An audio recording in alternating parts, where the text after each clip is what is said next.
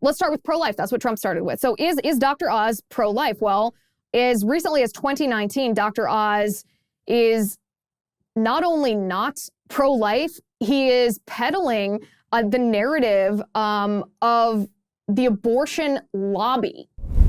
The medical school in Philadelphia, and I saw women who'd had coat hanger events. I mean, they're really traumatic events that happened when they were younger, before Roe versus Wade, and many of them were harmed for life, emotionally discarding anyway. Right. And listen, I'm at a personal level, I wouldn't want anyone in my family to have an abortion.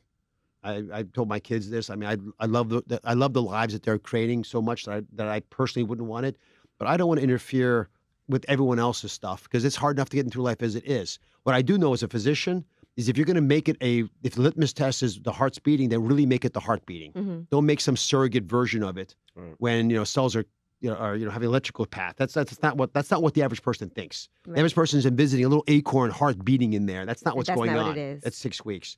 And I think the rule that most Americans seem to support is if the child was viable outside the womb, then you don't want to kill that child. So not only did he say that he supports abortion up until the point of viability, which, as we know, viability does not determine humanity. Viability changes because viability is just the limit on our medical knowledge, how limited we are in our ability to keep a baby alive outside of the mother's womb if that baby is born early. It has nothing to do with the humanity of that child or the rights of that child. But what's worse is what Dr. Oz said about the heartbeat. I mean, this is what we hear from like the Planned Parenthoods. This is what we hear from the very radical leftist feminists who want you to shout your abortion that it's not a heartbeat.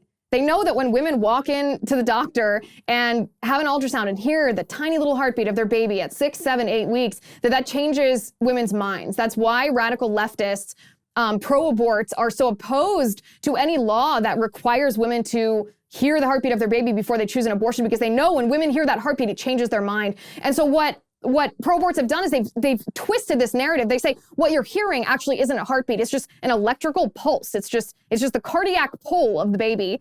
And my response to this is, isn't all of our heartbeat just an electrical pulse if you want to reduce it to that? I mean, it's the same sort of straw man argument that calling a baby a lump of cells. Like, we're all just a clump of cells if you want to think of it in that kind of terms. But the fact that Dr. Oz would not only say that he thinks abortion should be legal to the point of viability, but that's not really a heartbeat, that's a bad standard, that it's just electrical pulse, I don't believe that he's pro-life. In other words, I just don't believe that he's pro-life. And here's the difference. I do believe in redemption. I do believe that you can change your mind. I applaud people when they have the humility and the open-mindedness to intake new information and change their mind. And so I don't want what I'm saying to be misconstrued as, disbelief that people can change their mind. But let me tell you the difference. Here's the difference. So President Trump was once pro-abortion or pro-choice, and he switched to being pro-life. And I believe President Trump, the reason I believe it is because he had an actual conversion event, meaning when people asked him, they said the same thing to Trump. Well, why should we believe you? You said that you were a supporter of abortion just years ago. And he told a story. He's like, yeah, I changed my mind because a friend of mine got his girlfriend pregnant, pressured her to have an abortion, and she didn't have an abortion. And that child's the best thing that ever happened to him. And it just opened Trump's eyes. It opened his mind and his heart to the fact that, wow, we are aborting children who make such a difference in this world when we support abortion. He then became pro-life. He also became more pro-life when he realized the brutality of the abortion procedure all the way up through 9 months of pregnancy. So these conversion events, they have to be a heart-changing event in order for it to be believable. If you don't have an event, you were just pro-abortion and now you say you're pro-life, I hesitate to believe you, especially because Dr. Oz himself was asked, when do you believe a human life begins? You know, he was asked on Fox News, when does life begin? And his answer, was beyond political, beyond vague. Directly. And one more. On the issue of abortion, you were on the Breakfast Club in New York, and you talked about some of these laws in Alabama, perhaps like the ones that are being adjudicated in Mississippi or in Texas. And I'd be curious, as a senator, how would you vote? What do you think the laws should be on abortion? I'm pro-life. I do believe in 3 exceptions, the health of the mother being the primary one, but rape and incest as well. And I would vote to ensure that if the judiciary is reviewing an abortion law, that they follow the Constitution. It's quite clear. That Alabama case is in point, did not include. But Dr. Oz, exceptions. that's currently being debated at the Supreme Court. So setting aside the exceptions, which I appreciate, what is your position as both a doctor and a senatorial candidate on when life begins? When should we draw the line when abortion is legal? As a doctor, I appreciate the sanctity of life. And for that reason, I'm strongly pro-life. With the 3 exceptions I've mentioned, that's how I would vote. And when does that life begin?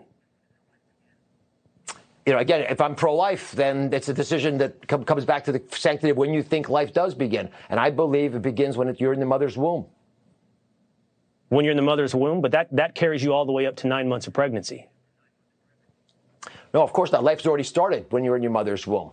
But it's a rat hole to get trapped in the different ways of talking about it. We need, as a nation, to make sure the Constitution is appropriately followed, and people like me, and you may be in the same camp, who are pro-life, have our feelings respected. And this is something that should not be taken away from us by judiciary legislating from the bench. If you're pro-life and you believe that life begins at conception, you have zero problem saying that life begins at conception. And this isn't a rat hole. This is not a political rat hole.